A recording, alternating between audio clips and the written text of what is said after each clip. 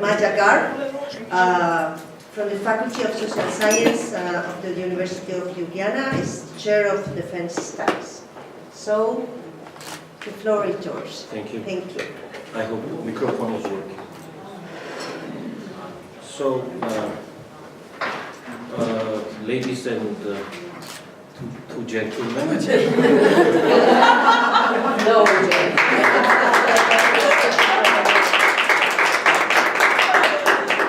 It is You better say humans. humans, dear humans. It is a really great pleasure for me to participate in this event because the topic is quite active nowadays, and when I was going to leave my country, my friends and colleagues were asking why you are going to this conference. You are a man, it's not your business, you should not discuss the issue. It's a female conference that lets them to discuss this issue. I don't think so. That's why we are here, and I also invited my colleague, and we are two now representing Georgia. So I would like to add some male voice to this conference and to the brilliant presentations made by previous presenters. It was politeness required to say something good about previous presenters, but this is the case when I was really interested in all presentations that I heard today and listened. It was a really good attempt to presenting the problem and present the main topic of the conference from different perspectives, from different sides, from different arguments that we listened today. They are really helpful and very interesting for me.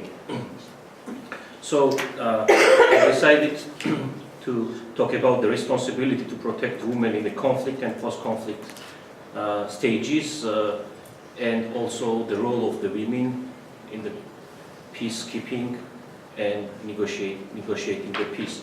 So I think it will be interesting for you to present the cases of Georgia. Georgia is not, maybe from this perspective, well known for you. So I will try to shed some light on the Georgian perspective. Georgia is a very small country, as you see. Maybe it's a bit bigger than Montenegro, but still it's small from the perspective of the world. You see on this, we are 70,000 square kilometers, and the population of Georgia is less than 4 million. The story of Georgia starts from the old history. As yesterday Ms. Mercida already mentioned, that 4,000 years women are fighting and involved in different combats. Georgia has a history of thousands of years, and one of the first records of Georgian tribes inhabiting the territory of Georgia comes from the 12th century before the Christ. And we have the stories how women, we are always shoulder to shoulder participating in different combats with the men. And also I would like to go beyond the military dimension, even go to politics, and how women we are participating in the policy making of Georgia and diplomacy of Georgia, and how productive was their role. Georgia always, and now geographically Georgia is between two continents, and always we have been in the middle of different civilizations, different world powers. Here is short list: Roman Empire, Byzantine Empire, Ottoman Empire, Persia, Arabs, Mongols, Russia, Soviet Union. So lots of big powers. Georgia was always attractive for big powers, strategically, politically, and geographically. So Georgia has always been in war and victim of violence. And that's why we are in Balkans now, and you understand quite well the fate of Georgia, which has always been in war with different enemies from different sides. At the moment, 20% of Georgia is still occupied. I mentioned that we have small territory, but even this small territory, 20% of which is occupied by Russia, and even not only occupied, they declare the independence of these territories. The quasi-states exist in our neighborhood that was part of Georgia several years ago. And IDPs from the small population, 70,000 people are IDPs, internally displaced persons, and 53% out of which are women. As I observe, it has long been discussed and believed that politics, international politics, diplomacy, war and peace, it is a man's job to discuss, to lead, to work in this direction. And for example, to recall Morgenthau's well-known writings, when he's describing international relations, he's mentioning that this is a task that should be led by the man, and the man is most effective in this direction. But I think today we are living in a reality when it is no more the man's world, and I think it has never been in such context. Women has its unique role, and I would like to show on the example of Georgia.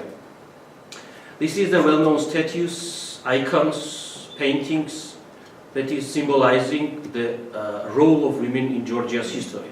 The first one is the mother of Georgia, called in the capital of Tbilisi, situated in the highest hill. What it means? The statue holds a bowl in one hand and a sword in second hand. The bowl is for a people coming for positive reasons, for a friendship. We offer them Georgian wine, and sword in case of enemy. So this is one of the famous, we have lots of statues in Georgia, but this is the number one of the famous statues in Georgia, Mother of Georgia, the main protector of Georgia. You mean the country which has long history of war, long history, lots of kings, lots of knights, lots of heroes, but the main symbol of heroism here we have Mother.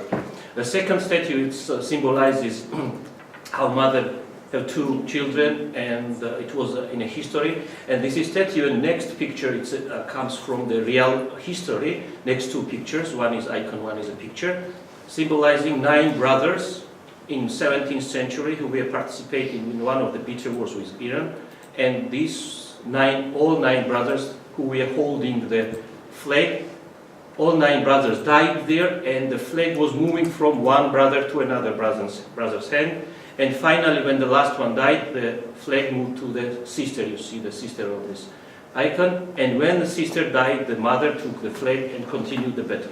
Georgia lost this war, but I think this was the good example, good motivation for next generations, how mothers, women, sisters participating with it. What was the role for Georgians? How Georgia realizes the role of women in their everyday life. You see, this is the one of them is rising fighters, heroes, good right. One this statue shows how mother raising good soldiers, motivating their sons and husbands. And in many cases, they were forced to assign functions when they lost husbands and sons, assign functions of men in their families, in their everyday life. And it is not old history. Even today, even in the beginning of 90s, Georgian women who were the primary responsible for keeping their families. So it is also not only previous history, it continues nowadays. Keeping family without fathers and even participating in the fights shoulder to shoulder with the men. It is Georgia's history.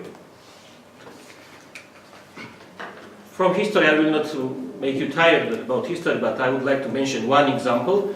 This is King Tamar. You will ask me why I'm writing there king, not queen. In Georgia, he's called Mepe. Mepe is king.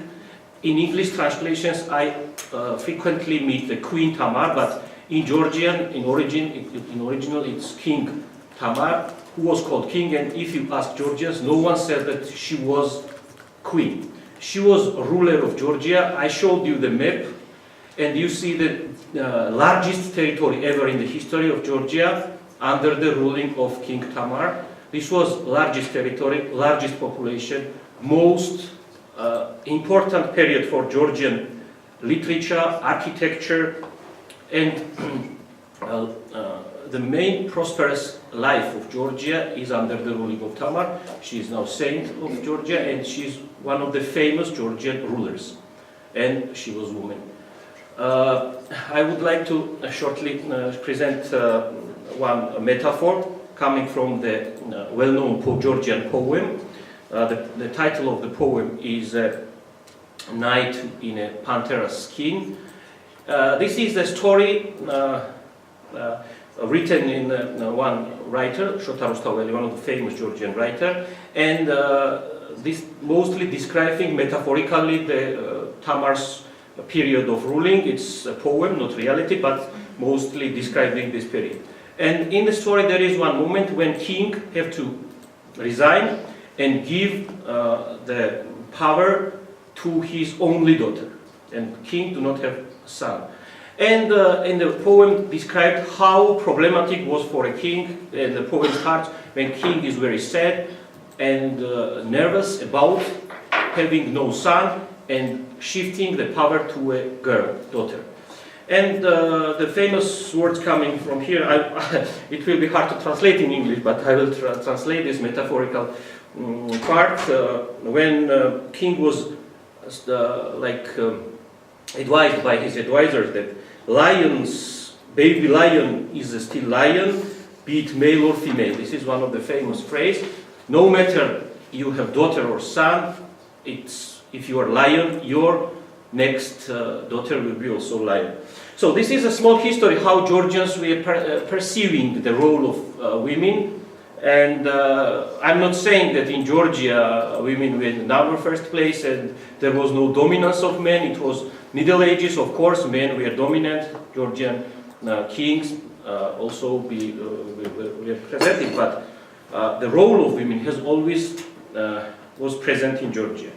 Now about the problem, what I want to discuss in this presentation, this is how women become victims during the war. What are the main problems for victims, for women? Because Georgia regained its independence some 25 years ago. We are in the process of building new state, only 25 years, and during 25 years we witnessed 5 wars in our territory. 5 wars. It is not something I have read in books. This is coming from my childhood up to now, and very sensitive issue, because since I was born and I started going to school, I immediately faced wartime situations. So I remember from my childhood, and now I know professionally, that mostly women and children were primary victims of these wars. I will show next slides. And one of the biggest problems, like they were shot, they were abused, mostly the sexual violence prevailed during this period. How we can categorize the sexual violence? I think it is first of all, maybe satisfaction for sexual needs for soldiers, but mostly this is act of revenge by one man, is to demonstrate the dominance and superiority over the enemies. They raped their ladies. And in other sense, this is also a tool of war for achieving long-term or immediate political, social, or military objectives, to terrorize the population, to break up families, to destroy communities, and in some instances change the ethnic makeup of the next generations.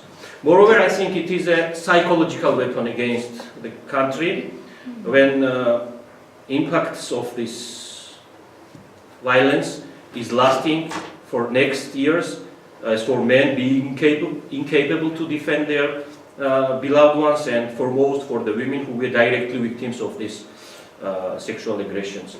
So there are lots of side effects after it happening, including unwanted pregnancies, losing reproductive capabilities, sexually transmitted infections, stigmatization, and lots of further. So I wanted on this slide to identify one of the main problems of the war for women, and now go to the concrete facts from the recent history of Georgia.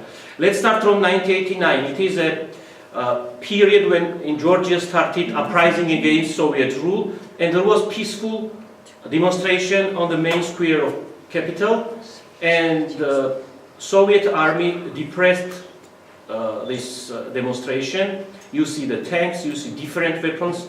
Even I don't know English word of this. The man is holding in his hand this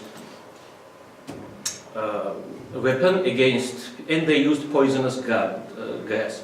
And 17 women out of 21 victims died during this depression. 9th April is a tragedy for Georgia. And you will see next year we lost lots of population in the wars. But why 21 people was so sensitive for us? Because it was first attempt, peaceful attempt to be independent, and it was depressed very negative way. And it's still a tragedy for Georgia at the moment. After independence, you see parallel wars in different parts of Georgia. Georgian civil war in the capital of Tbilisi, war in South Ossetia, war in Abkhazia, and the next war in Abkhazia in 1898, yes. And last war, Russia-Georgian war in 2008 in South Ossetia. Imagine small country Georgia fighting with Russia, big country. So these 5 wars have the most adverse impacts on Georgian population. What is the adverse impact? You see, when men went for fighting, the women have to leave